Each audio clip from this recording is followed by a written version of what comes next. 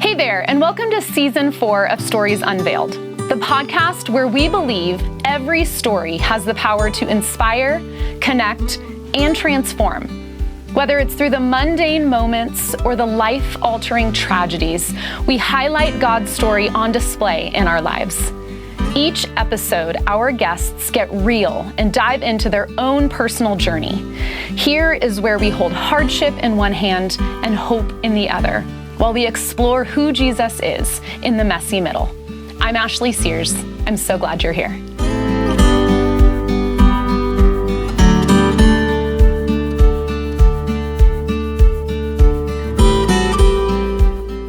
Hey, it's Ashley here at Stories Unveiled. Before we dive into this episode, I want to personally invite you to our upcoming annual Fall Women's Conference. This is your chance to experience the power of real, life-changing stories, just like the ones here on every episode, brought to life in person. Join us for a full day of hope, inspiration, and connection, featuring incredible regional and local speakers and a moving keynote session, plus amazing uplifting worship. Connect with amazing community partners and browse our curated vendor booths. Don't miss this opportunity to gather, grow, and be encouraged by stories of hope at this fall's Stories Unveiled conference. Register now at storiesunveiledconference.com. We can't wait to see you there. Vicki Greenfield is the church group's advisor for Pure Desire Ministries. She has walked her own betrayal journey and has so much wisdom to share around the topic of sexual addiction and betrayal trauma. Vicki is a wife and mom to 2 adult children with 3 beautiful grandbabies, and I am so thankful that she is here with me to share her insight. Thanks for being here, Vicki. Thanks, Ashley. I'm glad you asked me. Yeah. So in 2008, you and your husband, that was a pivotal time where you guys actually started to receive some very real help for some significant betrayal that had happened in your guys' marriage. Will you tell me about that journey? Yeah. So 2008, the pivotal point you just said was actually a nuclear bomb in my life. Oh, gosh. Just thought I'd tell you. Yeah, okay. So your life blew up in 2008. Blew up big time, yeah. So it really, I'd have to go back to, we were high school sweethearts, best friends. And I was raised in a home. My mom was a believer. I was, I don't remember not knowing Jesus. Okay. Baptized at 9. And a part of our dating life was going to church together. I went to a Baptist church in my town, and he went to a Baptist church in his. So we dated by going to, a church together. And so there really weren't any red flags, but the addiction was already there, which is very common. Probably at least 90% of people that have a porn or sex addiction has developed from some sort of childhood trauma. And then it ramps up usually during puberty or adolescence. And then it becomes pretty full-blown as they become young men. Or women can have it too, but I'm talking about my relationship, so men. Yeah. So, from the beginning, there wasn't a lot of intimacy in our marriage, not the sexual kind, but the emotional kind. Yeah, connection. Not a lot of connection. I didn't see a lot of intimacy in my own home, and so I didn't know any better. John thought he was doing better than his parents did. We all think we're doing just a little better. We all try. Yeah, we all try. But there were some things that were occurring over the years that were very upsetting to me. But my brain couldn't go to he was an addict, or that he was looking at porn, or he was. I was very naive, I think. Yeah. I hear women say that, and I'm like, well, it's natural to trust. You should be able to trust your partner, Yeah. And so it's not naive so much as they learn to be deceptive from a very early age, too, when they have an addiction. So there was just a lot of stuff that was happening. I remember telling John one time there was a family life conference. I'm like, we need to go to this, because I thought, well, something's got to, change. And he's like, he didn't want to go, dragging his feet. And I finally said, well, it's cheaper than a divorce. And never used that word before, And so he's like, okay.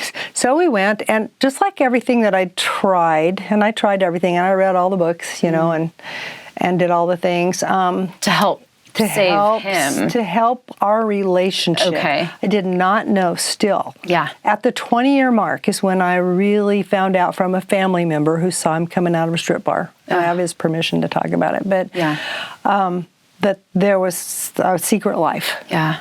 Now we kind of call it a secret sexual basement when, in the jargon. But so he dug this great basement under our home that nobody knew about but him. Yeah. But yet we all were dealing with the fallout of his attention being elsewhere most of the time, even as a dad. He was a good dad when he was emotionally available, which wasn't, because his passion was his addiction. So and hiding it. So at the 20-year mark, we went to our pastor. God bless him. He sent us to what he thought was he was a biblical counselor, and nothing against biblical counselors, but he basically told John to read his Bible and pray more and confess and stop it. And he told me that I needed to be more sexually available, which was telling me that I had a part in his behavior. So we didn't know any better. There wasn't out there what there is now with the ministry that we're in and several other ministries that are really good now to help people. But we really plugged along for 10 more years. I can't believe it. Yeah. Me being more available. And I thought he was trying. I thought we had it down. I mean, the intimacy part didn't change. We hadn't really gone to really good counseling to help work on that. Just this one particular counselor who shall remain nameless. But so at the 10-year mark, I realized that the behavior was still continuing. Yeah. And so that was 30 years into the marriage. How long have you guys been married? We've been married 48 years. That's amazing. I know I don't look that old. You don't. So at the 30-year mark, we went back to the same pastor. This is the difference in 10 years can make. Yeah. He then sent us to a CSAT, which is a certified sexual addiction therapist, who was a Christian. Yeah. It's amazing. Yeah. What has even come out in the last 10 years. Yeah. So this was like 17, years ago. Yeah. And we went to this CSAT, and he told John he had to take a bunch of tests, told him he was an addict, sex addict, and John cried. He just broke down and cried. Like he didn't know, or he didn't ever want to? No, who knows, if you don't drink, you don't smoke, you don't take drugs, who would think you're an addict? Yeah. I mean, in that time. Yeah. Nowadays, I think it's more out there, more widely talked about. Possibility, to be addicted to porn or sex. So, backstory: I have an oldest daughter. At 24, her husband died in a plane crash, and his brother and dad all died too. I think that's kind of a turning point for John's acting out behaviors when they became worse. Yeah. But I didn't know that at the time. These are things I found out in hindsight. Yeah, as we do. Anyway, 4 years after the plane crash, my daughter was engaged to get married. That's when the nuclear bomb went off in our marriage. So I had 4 months. I had to figure out, what I was going to do about our living situation, because what I found out was that it wasn't just porn, there were other people involved. And I thought I was leaving. I really did. We found this good CSAT, that's a sexual addiction therapist. But I told him, I don't think I can stay, but I do need help, obviously. So will you help me too? And so for 4 months, I stayed in the house because we didn't want our oldest daughter to know that we were about ready to split up.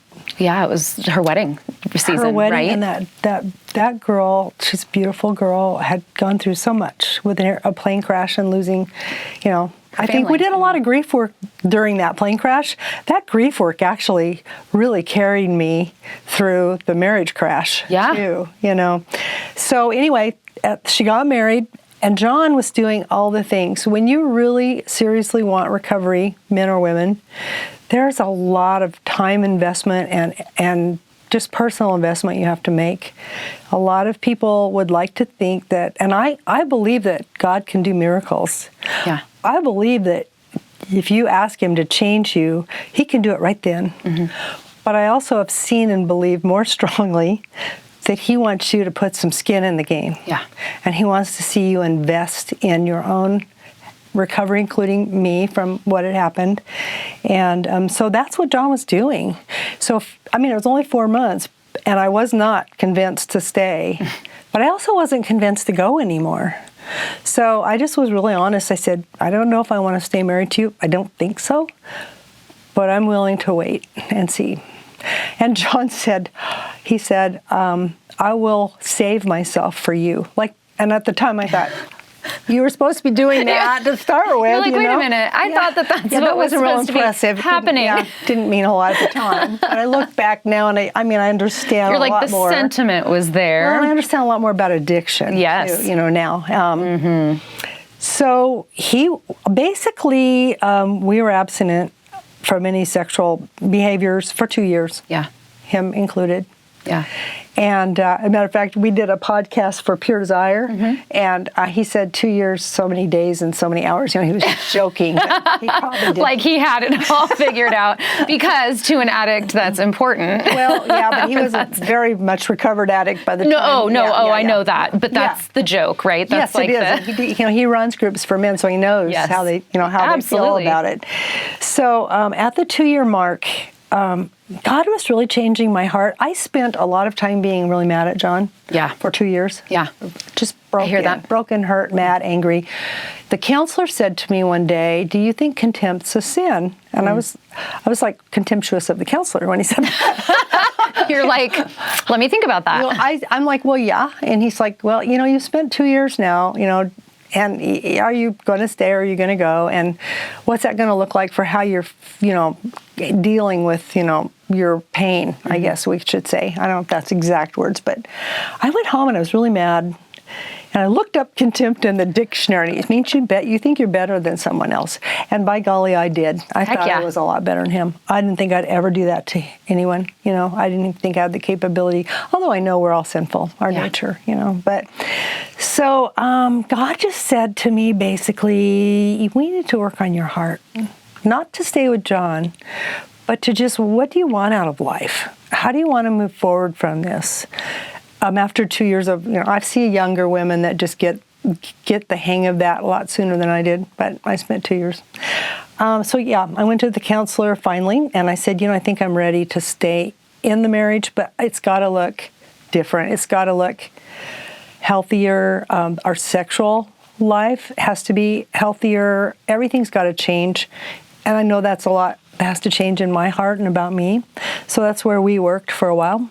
And we put the marriage back together. And at about 5 years later, in the church we were in, we were, and maybe the people that are listening know, when you go through something tough and you actually come out the other side and you're stronger, you are not going to get away with God not putting somebody in your path that's having the same issues, And then you have to make a choice. Are we going to try to walk beside them? Am I going to pretend like I don't want to tell them about this because it's embarrassing, Am I going to, what am I going to do with this? Yeah, now I have this.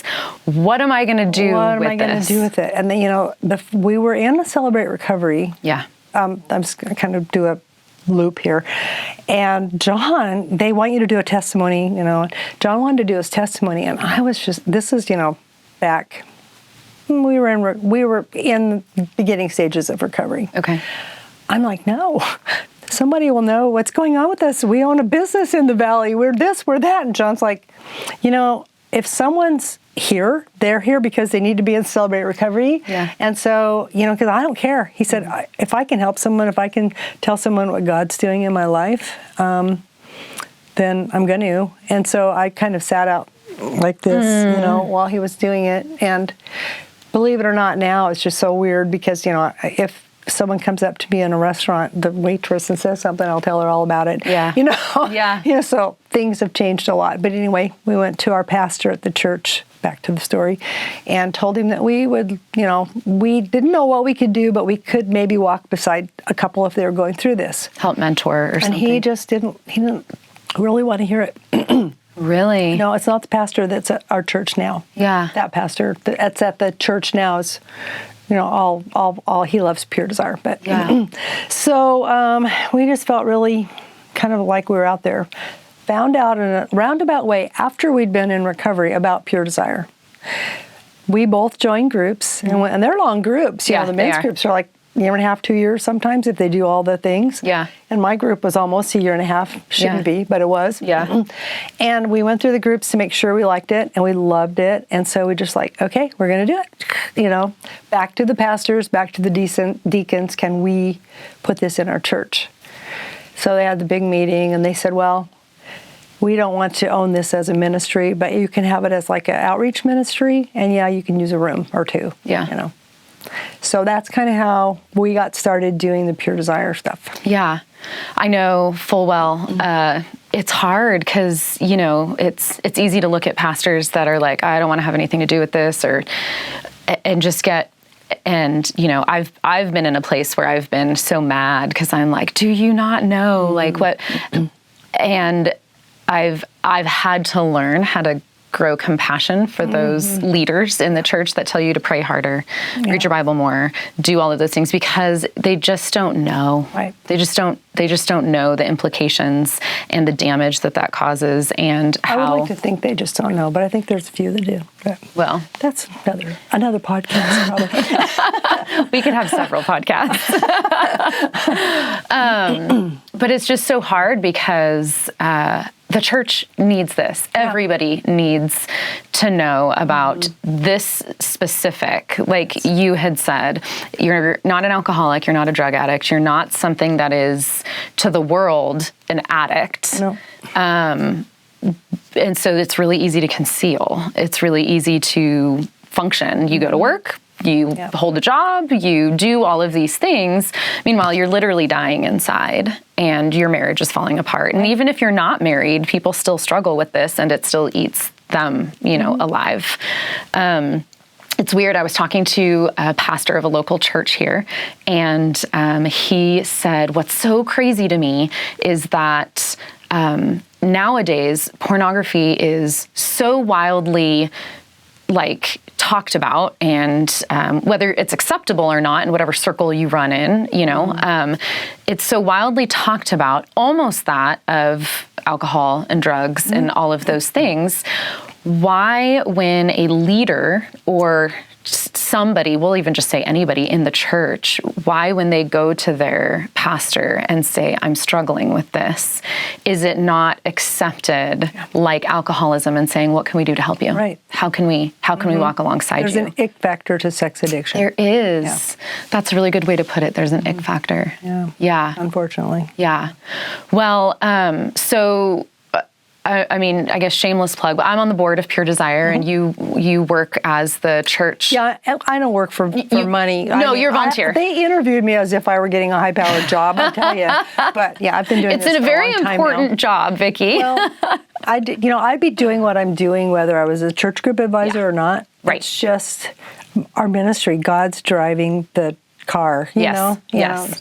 Absolutely. Until he decides to, stop it, we're on board. Yeah, and Pure Desire is just doing some amazing things. And they are. And in Pure Desire, they helped work with the Barna group. Yes, I was going to bring that up if you didn't. Yeah, the Barna group. And so the report that just came out, fall of 24, the report that just came out had some staggering, unfortunate statistics. Not surprising to any of us working with people in this area. That's not correct. Surprising. There's not anything in there surprising. Was it 58%? Is that what it was? No, it was closer to 68%. 68% of men in the church that have viewed porn. And a high percentage of them didn't feel that it was wrong. Yeah. About the same percentage didn't feel that viewing porn was wrong as out in secular world. Yeah, that's wild. And then women, it's gone up to almost 40%. Yeah. Pastors were at 58%, which is really scary. Pastors, that's what it was. Sad. That's what was staggering to me, is that more than half of the pastors in the United States owned it for these statistics, but are secretly viewing porn or... But, it's really not terribly surprising to us because, Pure Desire groups that we run, he runs the 7 pillars like Ashler and Johnny, and I do the Betrayal and Beyond. They're all Christian they're all Christians. Yeah. I've done 16 groups now, because I was doing 2 a year. Yeah. I've slowed down. I'm getting old. It's a lot. And there's no one. I think I've had 3 women in my groups that were not believers, and they still thrived in the groups because the information is so valuable and life changing that we get in the groups. But yeah, they're already believers. A lot of them are high up in their churches. A lot of them are hired. They're employed by their churches. This touches everyone. This isn't just somebody slinking around in a trench coat problem. No, because it's touching everyone, including a lot of women. And thank goodness they have a great program for women out there now too, called Unraveled. Yes, it's hard to find a group in this area. It is, but anytime you can't find one of these groups, you can go online, which probably should remind people or plug it that puredesire.org. Yes. All you have to do is go on to their website. It'll be in the show notes. Yeah. So people can go there, puredesire.org. Yes, you can find groups, you can find counseling if you can't find it here. Yep. And that was another thing I wanted to kind of talk a little bit about, availability of counseling too. Yeah. Yeah. Well, so I would love to just zoom out and talk like bigger picture anyway, so you can address counseling, but there is an epidemic of porn and sex addiction, which, that isn't just I look at porn and I act out, or sex addiction. I go to brothels if they're legal where you live, or strip clubs, or fill in the blank.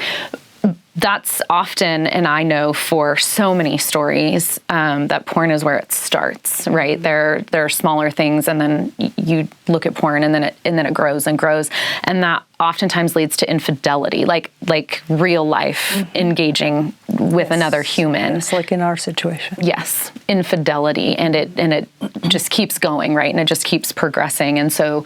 Having affairs is all lumped into all of that, and so we know that the statistics are high. They don't lie, and there's something very real that not only we as just people need to deal with, but the church needs to deal with in a huge way. Yep. And so I'd love to just talk about what do what recommendations do you have for someone caught in addiction, that type of addiction, or somebody who's experienced betrayal? I can't tell you how many times I've had a woman tell me, because I don't lead Betrayal and Beyond, but I do help women and walk with women through things while my husband does lead 7 Pillars. I can't tell you how many times I've had a woman say oh, this is their problem, not mine. And I was one of those. Women. But then also are just they just don't know what to do. They just are so now what? Betrayal trauma is real. Yeah. And agreed. When a woman does say to me, this is their problem, I try to help them understand that you have a huge grief process ahead of you, whether you stay or go. And that depends usually on whether he decides to put in the work. Recovery and put in the work. And I do mean put in the work. But yeah, so when someone calls me, usually originally, I suggest strongly, if someone didn't know I was doing Betrayal and Beyond, let's start there. I would suggest that they go online and try to find someone in their area that they could talk to, first of all. And there's other ministries, there's Be Broken, I think, and there's several others out there, but I love Pure Desire. I think it really covers all our bases really well. So, of course, and they offer counseling, professional counseling. They offer these same groups that we do for free. They offer them online if you're in an area where you can't get to a group. You do have to pay for it. Yes. But I usually suggest that they first get contact there. If someone first makes contact with me, we meet. I just try to make sure that they're safe. Because sometimes these situations are not just abusive financially or spiritually or emotionally. They can be abusive physically sometimes. And so I kind of try to establish safety, where that's at with them. Try to give them some good resources to help them feel more stable. Because most women that discover this think they're crazy. Because the husbands are so good at being deceptive that there's a term we use called gaslighting, that I was gaslit for 30 years. I mean, I look back at it now. I wasn't gaslit quite that long, but yes. I thought gaslighting was just, I didn't know what the term, and I just thought, everything I tried to bring up was my fault. Yeah. Yeah. He was good at turning it back on me to protect his secrets, Yeah. Yeah. So, it's when a woman can hear me even say what I just said to you, she starts to feel validated, and maybe I'm not crazy, and maybe there is something going on here that I need to get help for. And what we try to encourage women to do, and what I try to encourage them, is you can't fix or change anyone else. God can do that, but He won't do it if they don't want to. Yeah. Usually, anyway. Yeah. But you can heal yourself. So, let's put your feet on that path. Let's put your feet on figuring out, what do you need to feel safe? Usually women in the situation I was in, and probably you were in, we didn't even know what a boundary was. No. We hadn't set boundaries. If we did, we were probably told that boundaries are manipulative. You shouldn't be doing that in your marriage, Yeah.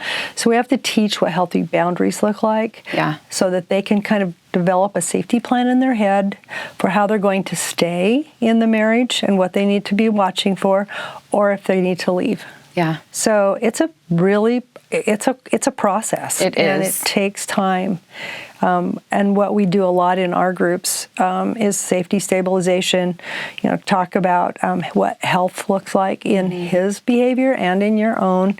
A lot of women don't know very much about self-care. Right. As a matter of fact, I just heard a woman in my Bible study talking about self-care was selfish. And I'm like, whoa. I'm like, listen, I just had 13 women in here last night, and we're working on what is self-care, because they have no clue. Yeah. They need to be able to feel good about themselves again, feel healthy, clear out their minds a little bit, Well, and even depending on how far you want to take that back, self-care it's a fundamental, even biblical principle of it's stewardship. We have to get poured into. We have to do things that fill our cup, that do things for us, so we can pour out to others. Steward your body, steward your spiritual life. Yeah. God There's nothing wants us to selfish. do that. Yeah.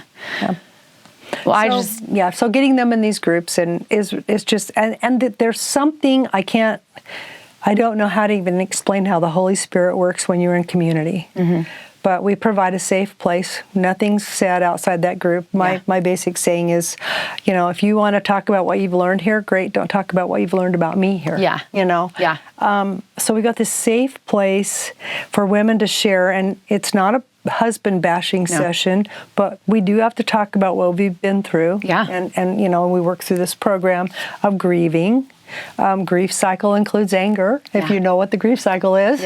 So we need to work through that, and we don't come out perfectly fine, but boy, in a year, there's so much healing, and it's all done in community. And I'm the facilitator. I'm not the teacher. The Holy Spirit's the teacher. And boy, when you get a grip on that, you can just watch God just really work. Well, it's amazing because our pastor always says, and I'm sure he didn't coin it, but he says, you're often hurt in community, so you have to heal in community. Yes, I've heard that. Yes, and I agree. Yeah. And so it's like, you can't do this by yourself. We weren't meant to walk alone in our journeys anyways. We can't heal alone. And I know so many people that are like, well, it's just me and God. It's just me and God. And while that is so important to have God be in the center of all of it, you've got to have people, whether it's for accountability on one side, or it's for I'm struggling. I need somebody tangibly to walk alongside me. Yeah, there's a Bible verse, confess your sins to one another and pray for each other so that you can be healed. It doesn't say so you'll be saved.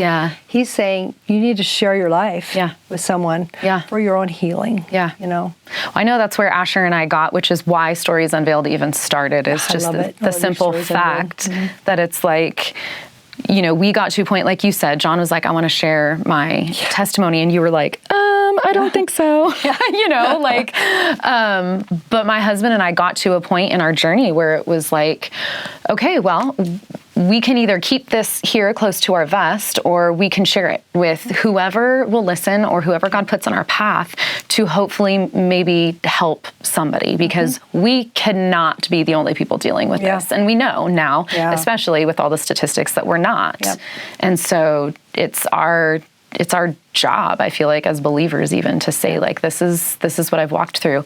But look where God has been in the midst, and also look what God can do when you partner with him to like really find healing, and then the redemption that can take place in that. And the blessings that come with joining what he's doing. Yeah. It's just, it's staggering. Someone asked me one time, one of the gals, how do you sleep at night when you hear these stories?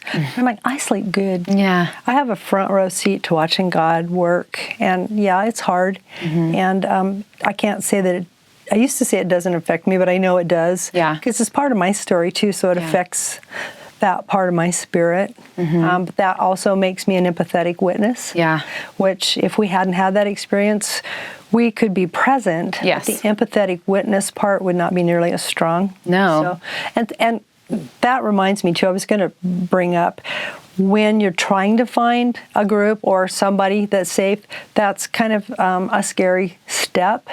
And you do have to be careful, because there are people out there, even in your group of friends, that you will find that probably aren't safe. Yeah. And that's sad. Yeah. That's one of the things that the women in my groups grieve, that they've found that their circle of friends has shrunk a bit because they had to look for the people in their lives that were safe with their story and their husband's story. Because our husbands, even though they have an addiction, and it's heartbreaking what's happening to us, God loves them just as much as he loves me, and he wants to see him heal and be healthy just as much as he wants to see me heal and be healthy. And John isn't just his addiction. No. John is so much more than that, Yeah. Sometimes we start looking at ourselves like, oh, I'm a betrayed, traumatized, broken wife. To play the victim. He's just this awful addict, they perpetrated all this stuff on me. Yeah. But, that's another part of growing, is learning that, he's God's and I'm God's, and God's got a plan for us. Yeah. And these groups, some people will say, well, we don't like the secular part, but the clinical research in these groups is what really helps. And then just the leaning on God and redefining who we are in Christ, which is really big in the both of our men's and women's groups.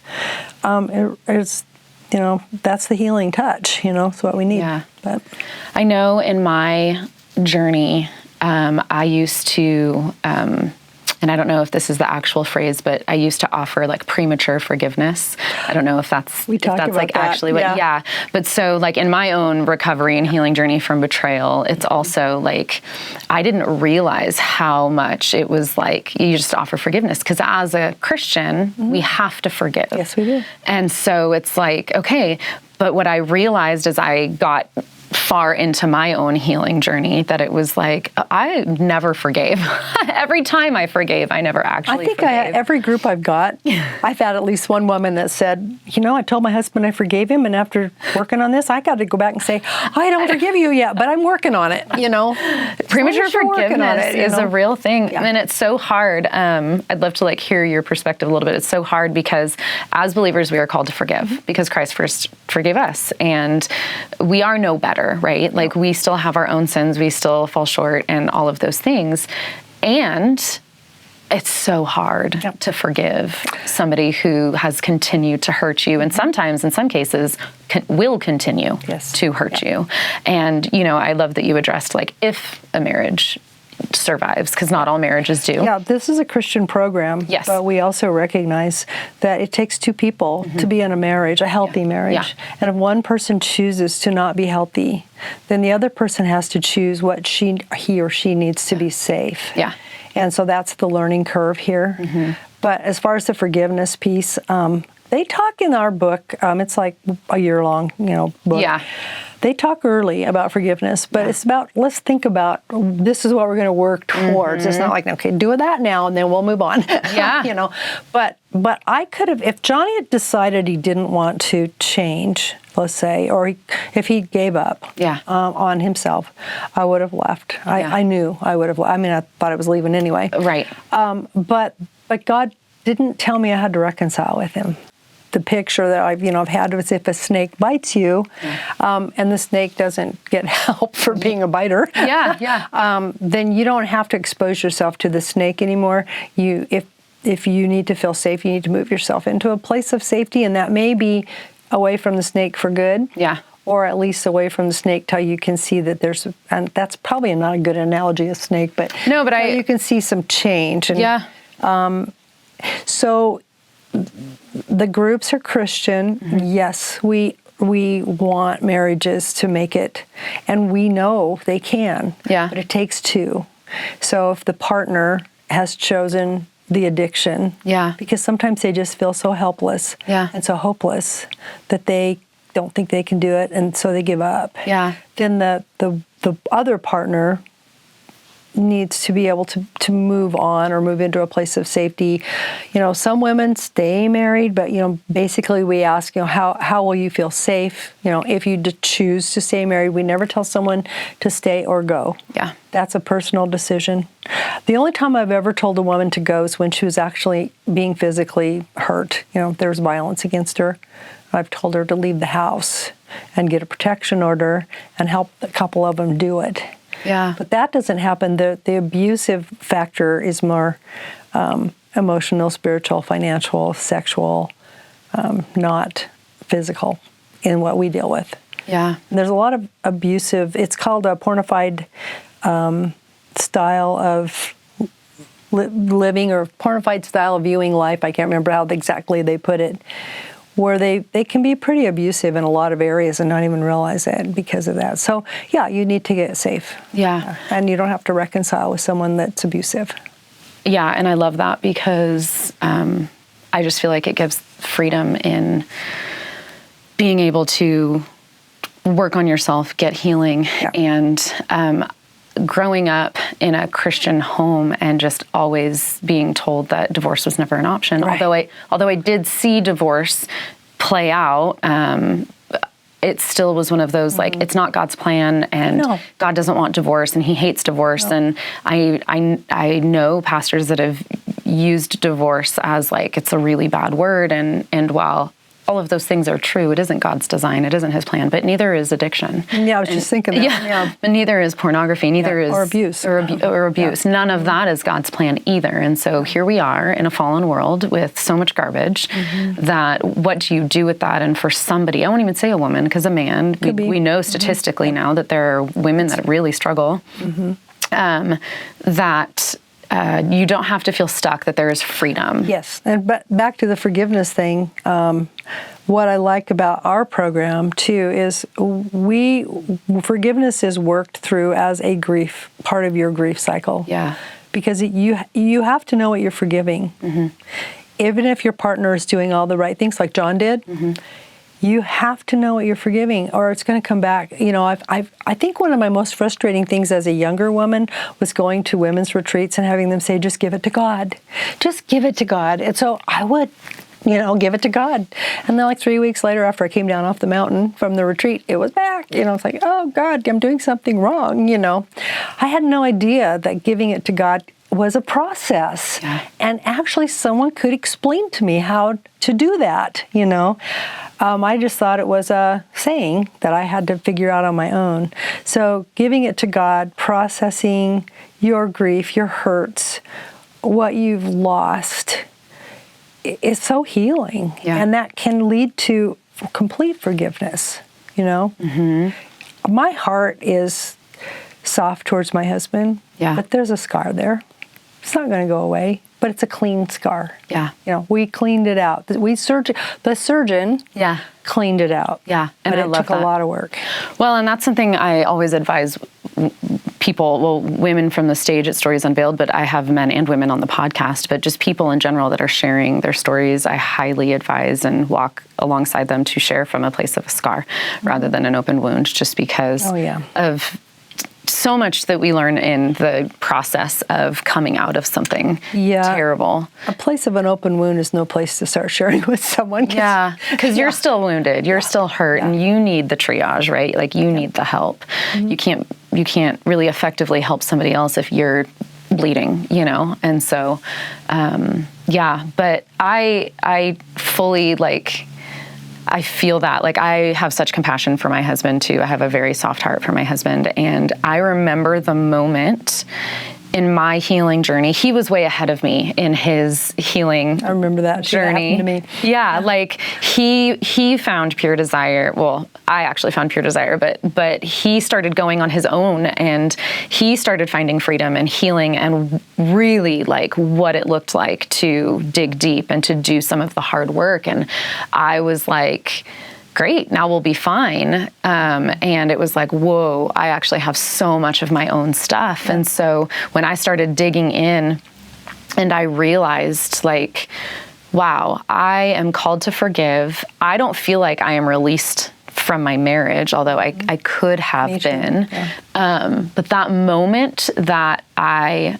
realized that this is something that he doesn't want either. My husband has struggled for so many years with this in secret and with shame. Yes. I don't, if I'm going to choose to stay, which I did, I can't hold this over his head for the rest of his life. Because it's not healthy for you or for him, and it's not how God wants us to live. No, and if we are going to strive for a healthy relationship, which does include boundaries and all of these things, if we are going to strive for that together, then I have to be okay. The scar is there, it's not gone, but we can talk about it and we can move forward.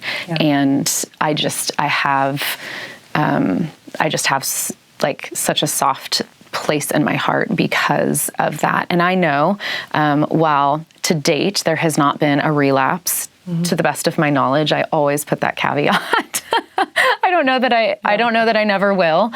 But to the best of my knowledge, there's not been a relapse, but I do know there has been struggle. And I do know there has been other things that have come up that my first reaction isn't anymore to just flip the tables and to get angry. It's what do we need to do?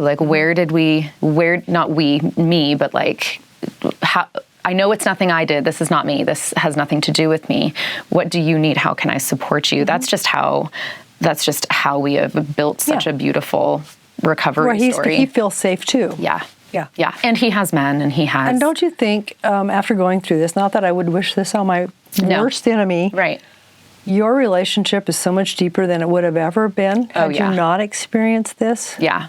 I mean, we go to levels that I think people go to their graves and don't go to. Yeah. With each other and others. Yeah. Agreed. So it's rich. Yes. It really is. God has really turned it around. Yeah. My husband never had. So he's had one childhood friend that he's known most of his life that they still talk on their birthdays. But they don't really know much about each other. And my husband's almost 46. No, he is 46. And he doesn't really know him. And until he started walking through Pure Desire and walking through recovery groups and leading men, man, you go to a level with other men and as a woman with other women, you go to a level that most people are uncomfortable going to. Most everybody, yeah. Nobody likes to see me come in at a regular Bible study. Because I just can't, you know. So, I mean, I don't believe they don't want to see me coming. But what I'm saying is I kind of rattle things a little bit, and not even on purpose, but I've just done this for so long. Yeah. And we do go deep, fast. Yeah. My dad used to always say, the most real people you'll ever find is sitting in an AA meeting. Yeah. My dad is a recovering alcoholic, and so he found Jesus in AA. But yeah, I mean, the recovery people who have Celebrate recovery. John used to say, this is more like church than church. Yeah. You know? Yeah, so, it is. Where you are linking arms and you're messy. You're messy. In the messy. I don't know if you've seen, or anyone that's watching, seen the Brene Brown, the little thing on empathy, but it's a little cartoon. You can Google it. Yeah. And there's this little creature down in this hole, just, down. Yeah. And one sympathy walks by and looks down and goes, oh, hey, sorry to see you down there. You want a sandwich? And then they keep going, And empathy climbs down there and sits. It's with you. I mean, we get in the mud or the dirt or whatever, and we sit with people. We do what we wish, at least I do what I wish someone had done with me. Yeah. I want to be that person that I didn't have actually. I mean, the counselor was great, but I didn't have this level of witness for myself, That empathetic witness, I think, is really important. Yeah. Well, I want to ask you, if you would, to address the listeners. And this is kind of like twofold, because while we know statistically men struggle with this a lot more, and you and I are sitting here as the betrayed spouse, however, on both sides of this, there's an addict, there's an issue, and then there is the one affected by it. There's the betrayed. And so that could be a man or a woman on either side. But I would love for you to just speak a little bit to the listener who would find themselves in one of those places. Yeah. Well, I think Satan uses shame and isolation. Yeah. Those are his two best tools. Yeah. Whether it's the addict or whether it's the betrayed spouse. We don't want people to know what's going on, and we're ashamed. We take on the shame too as the betrayed spouse. So community, you need people beside you. I think the biggest healing factor here besides the Lord is community. I can't stress that enough. You said this earlier, you really can't heal by yourself. And so find your community. Yeah. And Betrayal and Beyond provides a lot of resources for good community. There are other programs. I'm not going to say we're the only one. But find your community. Find some safe people to talk to get around you, that won't gossip about you, that will love you no matter what they hear. I was so blessed. I had, maybe 3 friends from church. They loved John through it. One of them was mad at him, but she tried really hard to still love him, The others were close with both of us. But those people, and they know who they are, really brought us through. And, now we have these groups like I run that you bond into that community really fast. Once you start, women walk through that door scared to death.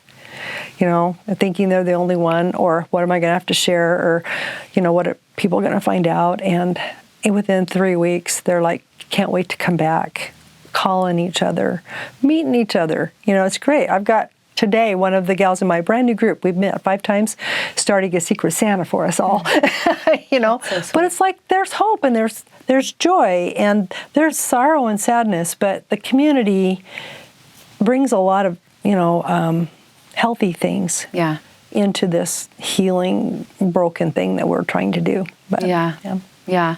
And do you have anything, I know you're not the addict, but you've worked so closely with, what would you tell, I know my husband has spoken to this before, but what would you tell a man or a woman that is like, I don't even know where to start? Like, they've gotten to the point where they hate their addiction enough, because that's finally where my husband had to get, is that it didn't matter if I was going to leave him, or it didn't matter if I was going to take the kids. It didn't matter what I was going to do. He got to the point where he was like, I can't do this. Well, the things that for any of us, if we have this addiction or any addiction, is one, we need to find a program. Yeah. For an alcoholic, it's a 12-step. And for a sex addict, there's great 12 steps too. They're secular, but they provide accountability. They provide steps through that you have to do. So I would say, find a group, find some safe people, and most of the time, and I know that sometimes financially it's really hard, you need a counselor. That not just any counselor. You need a certified sexual addictions counselor, or there's another type of counselor that's called deceptive sexuality and trauma trained counselor. DSTT or CSAT is what you want to see if you're an addict. And then for us, if we try to find it, we can also find coaches, which are a little less expensive. Yeah. APSAT, which is Associated Partners of Sex Addicts Trauma Specialists. You don't have to remember that, but they specialize in dealing with betrayal trauma. And so you can get a counselor or coach. They're around. They're not as many. We've got them really full and busy. I have specific ones I refer to because, they're just so good. So they have waiting lists, but, we're trying to get more people. There's been women have come out of my groups that have actually gone into the APSAT and CSAT counseling. Yeah. And one of them's training to be a coach right now. She's co-leading with me. I pulled her out. She's been a friend of mine since our first recovery 17 years ago. And then she's been through a couple of my groups. And then I pulled her back in while she's training to be an APSAT coach. So there's resources. Oh my gosh, there are resources, but you got to kind of know someone who knows someone. Yeah. And if you have a website, you're more than welcome to put my number on it and name. Yeah. We're open books, my husband and I, and we try to think of ourselves as guides. Yeah. We can't take care of it all. We're not counselors. Right. But we can guide people where they need to find the resources. Well, you have been such an incredible resource just for me, because women come to me all the time, and I come to you all the time with women. I'm glad I can be. It just makes my heart happy. Well, in the show notes, we will have Vicki's email address, and if anything in this episode struck you, where you just feel like you need more information, feel free to reach out to me at Stories Unveiled or Vicki. Her email, like I said, will be in the description below. So thank you so much for being here, Vicki. You're welcome. Thank you for asking me. Yeah. Thank you so much for joining us for today's conversation on the Stories Unveiled podcast. We would love it if you would leave us a rating or a review. If you would like to learn more about Stories Unveiled and our events, go to storiesunveiledconference.com or follow us on Facebook or Instagram at storiesunveiled_. The Stories Unveiled podcast is created in partnership with KTSY and Barefoot Media Ministries. For more encouragement and other podcasts, visit ktsy.org. Have an incredible day and go live unveiled.